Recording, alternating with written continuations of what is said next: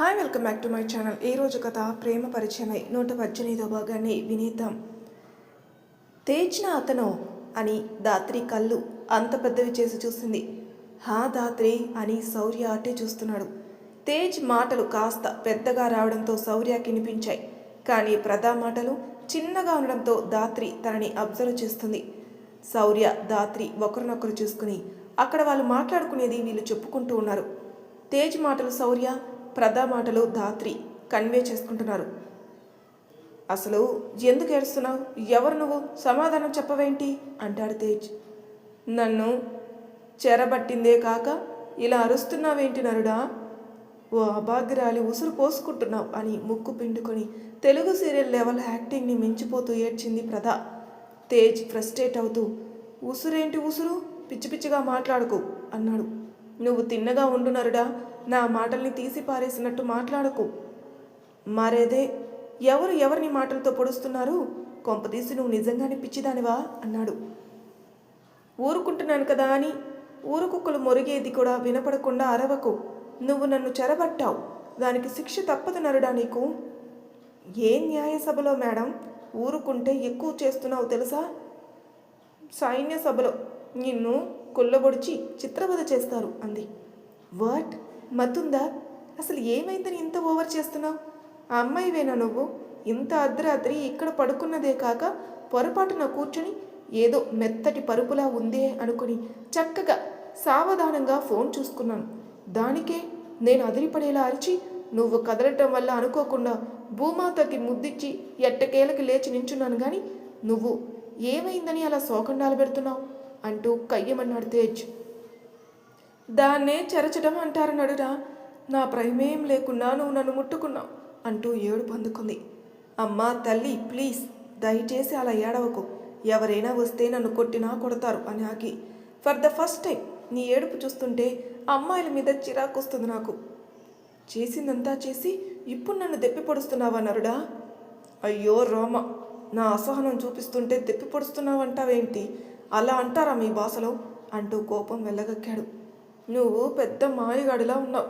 అంతా నువ్వే చేసి నన్ను బాధ పెట్టి ఇంకా నాపై అరుస్తున్నావు అని కోపాన్ని సందేహంతో కలిపి చూపింది. సరే సరే, ఇప్పుడు నేను చేసింది తప్పని ఒప్పుకుంటాను. నీకు సారీ చెప్పాలి అంతేగా? సారీ అన్నాడు. ప్రదా కన్నీళ్లతోనే తల అడ్డదిడ్డంగా ఊపింది. మరేం చేయాలి అన్నాడు తేజ్ అర్థం కానట్టు. ప్రదా ఎగాదిగా చూసి కళ్ళు తెరుచుకుని, నీ జన్మ పూర్తయ్యే వరకు నీ భార్యని తప్ప ఎవరిని తాకకు నరుడా. నువ్వు ఏ కాలం నుంచి ఊడిపడ్డావు అని అన్నాడు కూర్చుని ఉన్న ప్రదాని చూస్తూ. ప్రదా కళ్ళెత్తి, ముందు నువ్వు చేసిన పనికి నాకు ఓ బిందెడు నీళ్ళలో పసుపు వేసుకుని త్వరగా పట్టుకురా. పట్టుకురాకపోతే రాకపోతే అంటున్నా అన్నాడు కావాలని. ఇప్పుడు ఒక బిందె తెచ్చి ఇవ్వకపోతే రేపు 1000 బిందెలు తెస్తావు, గుర్తుపెట్టుకో అని నొక్కి పలికింది ప్రదా. నువ్వంటే జరిగిపోతుంది అనుకుంటున్నావా? నెవర్. తేజ్ ఇక్కడ తగ్గేదే లేదు. ఏదో పొరపాటున జరిగింది, సారీ అంటున్నాను. అయినా వినకుండా నీళ్ళు బింది అంటున్నావు ఏంటి? వేప మండలు ఏమైనా వద్దా అన్నాడు విసుక్కుంటూ. ప్రదా కోపంగా పైకి లేచి, ఈరోజు నా ఎదురు పడ్డావు కాబట్టి ఇలా సౌమ్యంగా అడుగుతున్నాను. లేదంటే నీ మాటలకి నిన్ను గాల్లో ఎగరేసేదాన్ని. ఆహా, అంతుందా అంటూ ప్రదా దగ్గరకు వచ్చాడు తేజ్. ప్రదా 1కి 4 అడుగులు వెనక్కి వేసి, దగ్గరకు వచ్చావంటే ఊరుకోన్నరుడా. చూడు, నాకు అంత లేదు. నువ్వు నాపై ఓవర్ ఎక్స్పెక్టేషన్ పెట్టుకోకుండా ఏడవకుండా పడుకో. అయినా నీకు ఇల్లు లేదా? ఓ అమ్మాయి వయ్యుండి ఇక్కడ ఇలా అని వెంటనే నువ్వు అని అన్నాడు. కానీ వేశ్య అనే సందేహంలో, కానీ తన ప్రవర్తనకి తనని అలా అనలేక లోపల చెంపలు వేసుకుని ఊరుకున్నాడు. నేను ఏంటి అని అడిగింది ప్రదా. తేజ్ ఒక్కసారి తనని చూసి ఆలోచించి, ఇప్పుడేంటి, నీకు పసుపు నీళ్ళు కావాలి అంతేగా? సరే ఉండు, వస్తాను అని వెళ్ళాడు.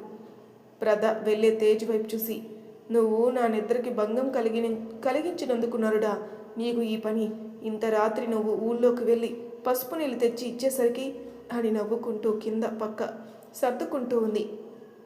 తేజ్ అలా వెళ్ళగానే అప్పటి వరకు అక్కడ జరిగింది ఒకరికొకరు చెప్పుకున్న శౌర్య దాత్రి అక్కడే కూర్చున్న ప్రదా దగ్గరకు వచ్చారు. ఏదో పసిగట్టిన ప్రదా తన పని ఆపి, అధిపతి అని లేచి వెనక్కి చూసింది. ఏమిటి ఈ వేషం ప్రదా అన్నాడు శౌర్య. వేషం కాదు అధిపతి, ఒక సంవత్సర కాలంలో ఓ రోజు ఇలా సాధారణ మనిషిలా బ్రతకాలి, మాయలనేవి లేకుండా. అయితే మనిషిగా ఉంటే ఆకలి, నిద్ర, బాధలు తప్పవు కదా అధిపతి. అందుకే ఇలా అని దాత్రిని చూసి నమస్కారం అన్నట్టు చేతులు జోడించింది. దాత్రి కూడా తిరిగి నమస్కరించింది. తేజ్ మనసులో, ఇప్పుడు ఎక్కడికి వెళ్ళి తీసుకురావాలి? తగలక తగలక నాకే తగలాలా? నీళ్ళు అలాగే పసుపంట, ఏ కాలంలో పుట్టిందో, అయినా తాకితే ఇంత రభస చేయాలా? ఓ గాడ్ అనుకుంటూ వెళ్తూ ఉన్నాడు. తనని క్షమించు అన్నాడు తేజ్ని ఉద్దేశించి శౌర్య. అతను మీరు ఒక చోట కలిసి పనిచేస్తున్నారు, అంతేకాదు అతనికి మీరంటే తనకన్నా ఎక్కువ ఇష్టమని నాకు తెలుసు అధిపతి. కాకుంటే ఓ కన్యగా అతని స్పర్శ నన్ను చేరినందుకు ఇది నాకు తప్పని సిద్ధాంతం. అందుకే అతన్నే పంపాను ఆ నీళ్ల కోసం అని వివరించింది ప్రదా. శౌర్య తలూపితే, దాత్రి అంటే నువ్వు ఈరోజు నీ శక్తులు వాడవా? వాడను. ఈ రేయి గడిచి రేపు రోజు మొదలయ్యే వరకు. ఈరోజు ఇలా నా మాయల్ని వదిలి బ్రతికితే తెలియకుండానే నాలో కొంత కొత్త శక్తి చేరుతుంది. వ్రత దేవతలకు దగ్గరగా ఉంటే ప్రధ మనుషులకి దగ్గరగా ఉంటుంది. తనలో భావాలు ఎక్కువ, ఇతరుల భావాల్ని ప్రధ అనుభూతి చెందగలుగుతుంది. ఎవరి రీతి వాళ్ళది. ఓహో అని దాత్రి వెళ్ళి ప్రధ చేతిని తాకింది. ప్రధ చిరునవ్వు బదిలిచ్చి, మీ స్పర్శతో నాకు కొత్త కాంతిని అద్దారు, ధన్యవాదాలు అంది. ఇక పసుపు నీళ్ళతో పనిలేదేమో అని ప్రధ వైపు చూసింది దాత్రి. లేదు, అవసరం కూడా రాధిక అని చెప్పింది ప్రధ. అతను వస్తే ఇబ్బంది పెట్టకు ప్రధ అని చెప్పింది దాత్రి తేజ్ని ఉద్దేశించి. మీరు చెప్పాక అనుకరించకుండా ఉంటానా? సరే ప్రధ, సెలవు అంటూ దాత్రి చేయి పట్టుకున్నాడు శౌర్య. సెలవు అధిపతి అని వినయంగా తల ఉంచింది. శౌర్య దాత్రిని తీసుకుని మాయమయ్యాడు. ఊర్లోకి వెళ్ళిన తేజ్ ఈ టైంలో నీళ్ళంటే ఎలాగోలా, కానీ పసుపు ఎక్కడి నుంచి తీసుకురావాలి అనుకుంటూ దూరాన ఒక చిన్న కొట్టు తెరిచి ఉంటే తనకు కావాల్సింది తీసుకుని ఇంటికెళ్ళి ఇప్పుడు ఇక్కడి నుంచి మళ్ళీ అక్కడికి నీళ్లు మోసుకొని వెళ్ళాలా? ఉఫ్, నా టైం అస్సలు బాగలేదు అనుకుని బిందెలో వాటర్ పట్టుకుని వెళ్తూ ఇప్పుడు ఎవరైనా చూస్తే అనుకుని ఎలాగో ఎవరికంటా పడకుండా మోసుకుని వెళ్ళాడు ప్రధా దగ్గరికి. వెన్నెల వెలుగులో హాయిగా కూర్చుంది ప్రధా. తేజ్ కాస్త దూరంలో, ఇవిగో నీళ్లు, ఇదిగో పసుపు అన్నాడు. ప్రధా నవ్వి, ధన్యవాదాలు నరుడా, కానీ నాకు అవసరం లేదు. అంతే, సర్రున కోపం వచ్చింది తేజ్కి. ఏదో అమ్మాయి తనకి ఫీలింగ్స్ తనవి, తన నమ్మకాలు తనవి అనుకుని కష్టపడి తీసుకొచ్చాడు. కానీ ఇప్పుడు తన మాటలకి ఒక లుక్ ఇచ్చి వాటర్ దూరంగా విసిరి ఆ పసుపు అక్కడే పడేసి వెళ్ళిపోబోయాడు. చాలా కష్టపడినట్టున్నావు నరుడా, నా నిద్రని భంగపరిచినందుకు నీకు ఈ శిక్ష వేశాను అని అలా ఎందుకు చేసిందో చెప్పింది పిచ్చి ప్రధ. తేజ్ మనసులో, ఇది ఓ శిక్ష? మా సార్ వేసే శిక్షలు చూపించాలి, దెబ్బకి జ్వరం వస్తుంది. శిక్ష అంట శిక్ష అని మనసులో అనుకుని ఒక లుక్ ఇచ్చాడు. ఇప్పటి వరకు ఉన్నట్టు కాక ప్రధ కొత్తగా నవ్వుతూ, ఇబ్బంది పెట్టి ఉంటే క్షమించినరుడా అంది. అసలు ఎవరు నువ్వు? ఒక్కోసారి ఒక్కోలా మాట్లాడుతున్నావు. ఒంటరిగా ఇక్కడ ఏం చేస్తున్నావు అని కంపెనీ గుర్తుకు తెచ్చుకుని కొంపదీసి రాక్షసివా అని అడిగి ఒక్క నిమిషం తనేమడిగాడో అర్థమై ప్రధ వైపు భయంగా చూశాడు. ప్రధ నవ్వి, కాదులే, అలా అయితే నీతో మాట్లాడకుండా నీ రక్తం తాగేదాన్ని కదా అంది. అవును కదా అని ప్రధాకి కొద్ది దూరంలో కూర్చుని, మరి ఒంటరిగా ఉన్నావేంటి? ఇలాంటి చీకట్లో ఒంటరి ఆడపిల్లకి భద్రత లేదు అనే విషయం తెలియనట్టుంది. నిజమే, కానీ నాకు స్నేహితురాలు ఉంది. నాకు ఏదైనా అయితే తాను నన్ను కాపాడుతుంది అంది ప్రధ. అవునా, అంత గొప్పదా తను? స్నేహం గొప్పదా, ప్రేమ గొప్పదా అంటే అవి రెండు కళ్ళు అంటారు. నిజమే కదా నరుడా, ప్రమాదం నా దాకా రావాలంటే తన్ని దాటుకునే. మనసులో, అబ్బో, డైలాగ్స్ బాగానే చెప్తుందే అనుకున్న తేజ్ ఆలోచిస్తూ, అవును, నువ్వేంటి జగదేక వీరుడు అతిలోక సుందరులో శ్రీదేవి గారిపై నుంచి పైనుంచి దిగొచ్చి మానవా అన్నట్టు నన్ను నరుడా అంటున్నావు? నువ్వు నరురాలివి కావా? నేను ఏదైతే ఏంటి, నరుణ్ణి నరుడా అనటం కూడా తప్పేనా అని నీ పేరేంటి అంది. తేజ్ అని చేయి చాచాడు. ఓహో, మీరు ఎవరు, ఇక్కడికి ఎందుకు వచ్చారు అని కావాలని అడిగింది ప్రధ. నువ్వు నీ గురించి చెప్పవు కానీ నేను నా గురించి చెప్పాలా అన్నాడు తేజ్. ప్రధ నవ్వి, తెలివైన వారే మరి. ప్రధ మాట్లాడకుండా వెన్నెలను చూస్తూ కూర్చుంది. తేజ్ ప్రధాని చూస్తూ, నీకు ఇది బాగా అలవాటున్న ప్రదేశంలా ఉందే. హా, శతాబ్దాలు గడుస్తున్నాయి మరి. తేజ్ ఆశ్చర్యపోయి, ఏంటి అన్నాడు ఒక్కసారిగా. తమాషాకి అన్నానులే అని చాలా మామూలుగా అంది. సరే, లేట్ అవుతుంది, నేను వెళ్ళాలి, బాయ్. జాగ్రత్త. ప్రదాతలోపి.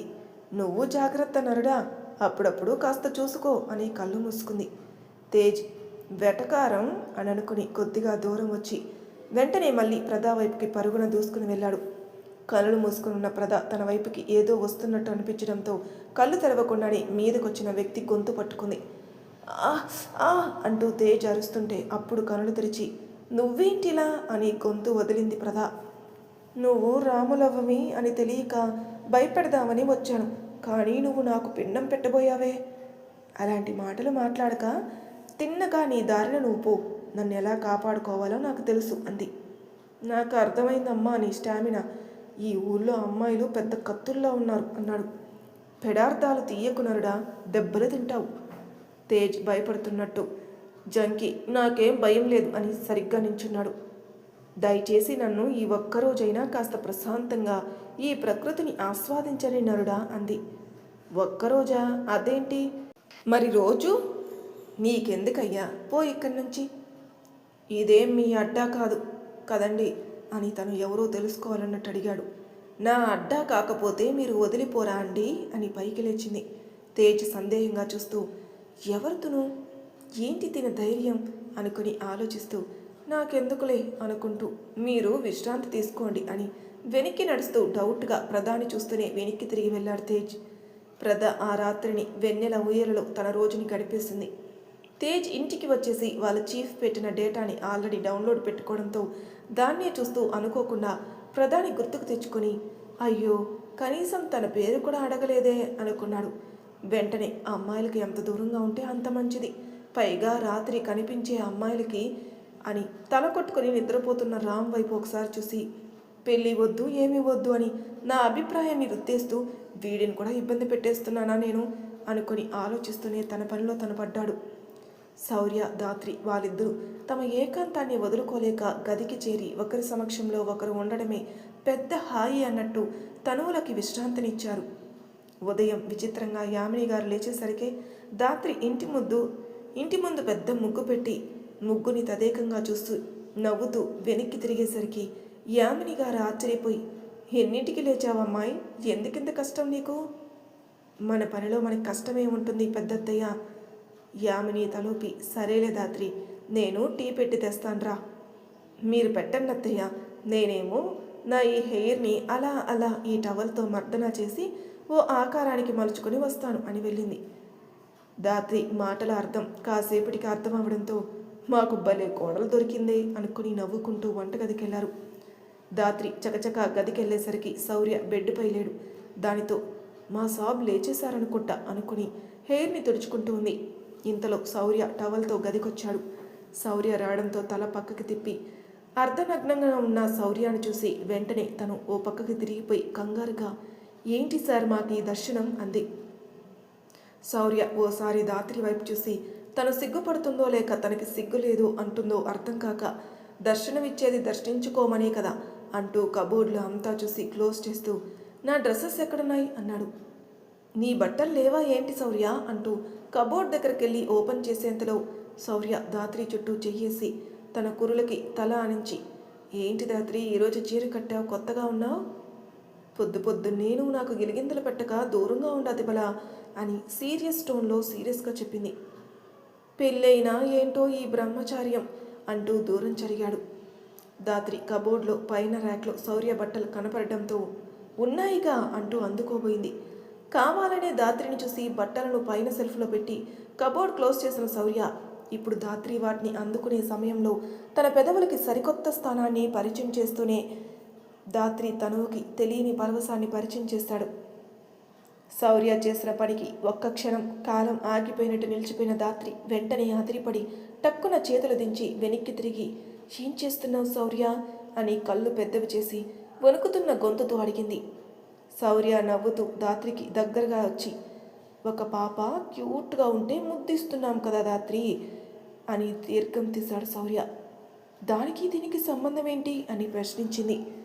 నేను కూడా ఆ ప్లేస్ క్యూట్నెస్కి చిన్న కిస్ ఇచ్చాను, ఏదో నీ సొమ్మంతా కొల్లగొట్టుకున్నట్టు ఆ ఎక్స్ప్రెషన్ ఏంటి? అయినా ఇంత చిన్న ముద్దుకి పైగా నేనిస్తే ఎందుకంత సీరియస్ అవుతున్నావు అని టోన్ మార్చి అడిగాడు. మనసులో నా బాధ నాది బాబు అనుకుని వెంటనే ఆహా ఫీల్ అయితే తెలుస్తుంది ఆ పరిస్థితి ఎంత కష్టంగా ఉంటుందో. మరి ఎప్పుడు ఫీల్ అయ్యేలా చేస్తున్నావు అని నవ్వుతూ ధాత్రి నడుం చుట్టూ చేతులు వేసి చుట్టేశాడు. ధాత్రి శౌర్యకి దూరంగా రావడానికి ప్రయత్నిస్తూ కళ్ళెత్తి చూసి చిన్న స్మైల్ ఇచ్చింది. అంతే ఇంప్రెస్ అయిన శౌర్య ఆనందంగా ధాత్రి పెదవులు అందుకోబోయాడు. ధాత్రి కావాలని షర్ట్లెస్గా ఉన్న శౌర్య చుట్టూ చేతులు వేసింది. సుకుమారమైన చేతులు శౌర్య మేనిని తడమగానే ఏం గిలిగింత కలిగిందో అతని పట్టు సడిలింది. ధాత్రి అలానే చిన్న స్మైల్తో బిడియాన్ని దాచేస్తూ హెడ్ డౌన్ చేసి కన్ను కొట్టింది. అన్ని వర్ణాలు చెలిమోములో కనిపించడం సిబిఐ సార్ ధాత్రిని వదిలి ఆశ్చర్యంతో, అంతకుమించి ఇంకేదో కావాలన్న ఆనందంతో తదేకంగా చూస్తూ ఉంటే ధాత్రి అదే అనువుగా శౌర్యాన్ని దూరం నెట్టి పక్కన టేబుల్పై ఉన్న హెయిర్ బ్యాండ్ లాక్కొని పరుగున వెళ్ళిపోతూ హెయిర్కి బ్యాండ్ వేసుకుంది. ప్రేయసి పారిపోగానే హృదయం చెదిరిన ప్రియుడు వెనక్కి చూసి నవ్వుతూ, ఎన్నిసార్లు అందకుండా పారిపోతావు, ఎప్పటికైనా నిన్ను వదలనుగా ధాత్రి నేను. గుమ్మం వరకు వెళ్ళిన ధాత్రి ఆ మాటలకి అరక్షణం ఆగి వెళ్ళిపోయింది. శౌర్య డ్రెస్అప్ అవుతూ ధాత్రి వేషాలకి నవ్వుకొని తేజ్ దగ్గరికి వెళ్ళాడు ఏదో కేసు గురించి. ఆల్రెడీ తేజ్ వచ్చిన డేటాని స్టడీ చేయడంతో కేసు ఏంటి, అందులో ఉన్న డౌట్స్ ఏంటి, సాక్ష్యాలేంటి, ఇలా ప్రతి పాయింట్ని నోట్ డౌన్ చేశాడు. వాటిని చెప్తూ డిస్కషన్ చేస్తున్నారు తేజ్, రామ్, శౌర్యాలు. నందవిహార్ పార్థు గారు, విశ్వేశ్వర్ గారు, శర్మ గారి దగ్గరికి వెళ్ళారు వింధ్య విదర్ల జాతకాలు తీసుకుని. శౌర్య చేష్టలకి వంటగదిలోకి తేలిక పడుతూ వస్తున్న ధాత్రి భుజంపై మాధవి గారు చేయి వేశారు. వెంటనే తల తిప్పి చూసి అత్తమ్మ అంది. హా నేనే కానీ నువ్వు వింధ్య కలిసి గుడి వరకు వెళ్ళి ఈ పాలు గుళ్ళో ఇచ్చిరండి ధాత్రి. సరే అత్తమ్మ అంది. సరే కాదు, వెళ్ళి వింధ్యాని తోడు తీసుకుని గుడిలో పాలు ఇచ్చి దర్శనం చేసుకుని రండి సరేనా, వేళ దాటేలోపు వెళ్ళి రండి అని తొందర పెట్టారు. ధాత్రి తల ఊపి ఆ పాలు తీసుకుని వింధ్యా గదికి వెళ్ళి వింధ్యా అని పిలిచింది. ఒక 3 minutes ధాత్రి అని వాష్రూమ్ నుంచి గొంతు వినిపించడంతో అక్కడే నుంచుని గదిని చూస్తూ ఉంది. ఇంతలో వింధ్య బయటకొచ్చి తల తుడుచుకుంటూ చెప్పు ధాత్రి. అత్తమ్మ గుడికి వెళ్ళమనింది అని పాలు చూపించింది. హా నాకు కూడా చెప్పింది ధాత్రి పెద్దమ్మ, అందుకే ఇలా అంటూ రెడీ అవుతూ చెప్పింది. సరే వింధ్య. హా ధాత్రి గుడిలోకి కావలసినవి కూడా పూజ గదికి వెళ్ళి సర్దవా అంది.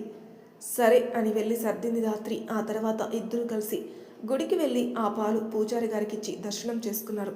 ఇంకో పక్కన వింధ్య విదర్ జాతకాలను శర్మ గారు పరిశీలిస్తూ ఉండగా ఆయనకి ఏదో అర్థమై సంకోచంగా చూస్తూ ఉన్నాడు వాళ్ళ వైపే, అలాగే జాతకాల వైపు కూడా. ఏమైంది శర్మ గారు అని అడిగిన విశ్వేశ్వర్ గారి ప్రశ్నకి ఏమీ లేదు అన్నట్టు మళ్ళీ జాతకాల వైపే చూశారు. ఏదో శక్తి ఓసారి అక్కడున్న కాలచక్రాన్ని తారుమారు చేసి మెరుపులా మాయమైంది. ఒక్కసారిగా ఆయన ఆశ్చర్యపోయినా అది బయటపడనివ్వకుండా మళ్ళీ జాతకాలను పరిశీలించారు. వాళ్ళిద్దరి వివాహం జరిగితే ఇద్దరు అర్ధాయుష్కులు అయ్యే అవకాశం కనపడడంతో వాళ్ళకి చెప్పడానికి సంకోచిస్తున్నారు. కానీ అంతలో ఏం చిత్రం జరిగిందో మళ్ళీ చూస్తుంటే వాళ్ళిద్దరూ నిన్ను నూరేళ్ళు సంతోషంగా జీవిస్తారన్నట్టు అర్థమవడంతో ఒకంత ఆశ్చర్యం కలిగినా ఏదో శక్తి వీళ్ళ జాతకాన్ని సరిచేసింది. అదృష్టవంతులు అనుకుని అన్నీ బాగున్నాయి, కుదిరితే ఈ నెల రోజుల్లో పెళ్లి చేసేయండి, లేదంటే ఆపై 3-4 మాసాల వరకు ముహూర్తాలు లేవు అన్నారు. దానితో ముగ్గురు మొహమొహాలు చూసుకున్నారు. కాసేపటికి విశ్వేశ్వర్ గారు సరే శర్మ గారు, నిశ్చయతాంబూలానికి లగ్నానికి మంచి రోజులు చెప్పండి అని చెప్పారు. శర్మ గారు పంచాంగం చూసి 2 మంచి రోజులు చెప్పారు. రెండిటికి కనీసం వారం కూడా సమయం లేకపోవడంతో నందవిహార్ గారు ఆలోచనలో పడితే పార్థు గారు అందరం ఉన్నాం కదా నందు, ఏం ఆలోచించకు అని భుజంపై చెయ్యి వేశారు. విశ్వేశ్వర్ గారు నమస్కరించి అక్కడి నుంచి వాళ్ళతో కదిలారు. గుడికి వెళ్ళి దర్శనమయ్యాక ఓ చోట కూర్చొనున్నారు వింధ్యా ధాత్రిలు. వింధ్య కొబ్బరి ముక్క చేతికి అందిస్తూ, ఈరోజు పెద్దమ్మ మనల్ని గుడికెందుకు పంపిందో తెలుసా ధాత్రి, పాలు గుడిలో ఇమ్మని అంటూ ఆ కొబ్బరి ముక్క అందుకుంది ధాత్రి. కాదు ధాత్రి, నాన్న, తాతయ్య, పెదనాన్న ముగ్గురు విదర్ జాతకాన్ని నా జాతకాన్ని శర్మ గారికి చూపించడానికి వెళ్ళారు. అందులో ఏ దోషాలు ఆటంకాలు లేకుండా మా పెళ్లి జరగాలని, మేము బాగుండాలని అనుకున్న పెద్దమ్మ నాకు గుడికి వెళ్ళమని చెప్పి పంపింది. అంతేకాదు మనస్ఫూర్తిగా కోరుకోమని కూడా చెప్పింది. నాకు నమ్మకం లేదు కానీ అన్నయ్యని నిన్ను చూశాక నమ్మాలనిపించింది, అందుకే కోరుకున్నా. నేను విదర్తో జీవితకాలం ఆనందంగా గడపాలని, ఇక ఆపై వాడి దయ. ధాత్రి కొబ్బరి ముక్కని తినడం ఆపి తదాస్తు నువ్వు విదర్ బ్రో మీ జీవితంలో సంతోషాల్ని బాధల్ని బాధ్యతల్ని కలిసి పంచుకుంటూ నీదైన ప్రపంచాన్ని ఏర్పరచుకొని నిండు నూరేళ్లు హాయిగా గడిపేస్తారు. నేను చెప్తున్నాను కదా, జరుగుతుంది, ధైర్యంగా ఉంటూ అని అమ్మవారి చెంతన ఉంచిన కుంకుమని వింధ్య మోమున పెట్టి పువ్వు కూడా వింధ్య తలలోనే పెట్టింది స్వచ్ఛమైన మనసుతో. ఇక్కడ దాత్రి ఇలా అన్నాక అక్కడ కాలచక్రంలో మార్పు జరిగింది. తన వాక్కు వల్ల అనే కన్నా తన వరం వల్ల కాలచక్రంలో మార్పు జరిగిందని చెప్పొచ్చు. వింధ్య ఆనందంగా చూసింది. కాసేపటికి వింధ్య దాత్రి మాట్లాడుకుంటూ ఇంటి బాట పట్టారు. విశ్వేశ్వర్ గారు ఇంటికొచ్చే సమయానికి ఇంటి బయట కారు నుంచి ఓ వ్యక్తి దిగి ఇంటిని ఊరిని చూస్తూ ఉన్నాడు. అతనెవరో అర్థమైన పార్థు గారు, నందు, మన వెయ్యంకులు గారు వచ్చినట్టున్నారు పదా అంటూ ఆయన దగ్గరికే కదిలారు. విశ్వేశ్వర్ గారు ఆయన్ని చూస్తూ భుజాన ఉన్న కండువా సరిచేసుకుంటూ వెళ్లారు. కారులో నుంచి లగేజ్ని తీస్తున్న విదర్ ఆయన పక్కకొచ్చి లోనికి పదండి డాడ్ అన్నాడు. ఆ ఊరిని ఇంటిని చూసిన రాథోడ్ గారు, సంస్కృతికి సాంప్రదాయానికి అద్దం పట్టేలా ఉన్న అమ్మాయిని ఇష్టపడ్డావా అంటూ విదర్ వైపు చూశాడు. విదర్ చిన్న స్మైల్ ఇచ్చాడు. ఇంతలో పార్థు గారు, నమస్తే రాథోడ్ గారు అని ముందుగా పలకరించారు. ఆ పిలుపుకి అటు చూసి వెంటనే పార్థు గారి చేతుల్ని పట్టుకుని, గారు అనేంత దూరం వద్దులే పార్థు, బాగున్నారా మీరు? ఇంతకీ మా వెబెన్ ఎక్కడా? పార్థు నవ్వి లోన ఉన్నాడు. మీరు వస్తారని తెలియదేమో, మాకు కూడా తెలీదు అనుకోండి అంటూ విదర్ వైపు చూశారు. అటు కాదు ఇటు చూడండి పార్థు, నేనే ఊహకి సర్ప్రైజ్ ఇవ్వాలని విదర్ని ఎవరికి చెప్పొద్దు అన్నాను. దానికి పార్థు గారు నవ్వి, తిను వింధ్య తండ్రి, అలాగే నా తమ్ముడు, పేరు నందావిహార్, ఇక ఈయన మా నాన్న. రాథోడ్ గారు నమస్కారం చేస్తూ పార్థు గారి వైపు చూసి, గారు వద్దు పార్థు, సంబంధం కలుపుకోవాలనుకున్నప్పుడు కలుపుకోవాల్సింది వరుసలు, ఏం విదర్ అంతేనా? ఇప్పటికే విదర్ని మాటలతో ఆడేసుకుని ఉండడంతో విదర్ డాడ్ అన్నాడు అసహనంగా. చిల్ మై బాయ్ అని విదర్తో అని ముగ్గురు వైపు నవ్వుతూ చూసి, మీ ఇల్లు, మీ ఈ ఊరు చాలా బాగుంది అన్నారు. విశ్వేశ్వర్ గారు లోనికి వెళ్ళి మాట్లాడుకుందాం పదండి అన్నారు. నందావిహార్ కూడా రండి రండి అంటూ కాలు కడుక్కోవడానికి నీళ్ళిచ్చి మర్యాదలు చేశారు. మరి తర్వాయి భాగంలో ఏం జరగబోతుందో నెక్స్ట్ ఎపిసోడ్లో తెలుసుకుందాం. అంతవరకు నా ఛానల్ సబ్స్క్రైబ్ చేయని వాళ్ళు ప్లీజ్ సబ్స్క్రైబ్ చేసుకోండి, లైక్ చేసి షేర్ చేయండి, మీ అభిప్రాయాలు నాకు కామెంట్ రూపంలో తెలియజేయండి. Thank you for listening.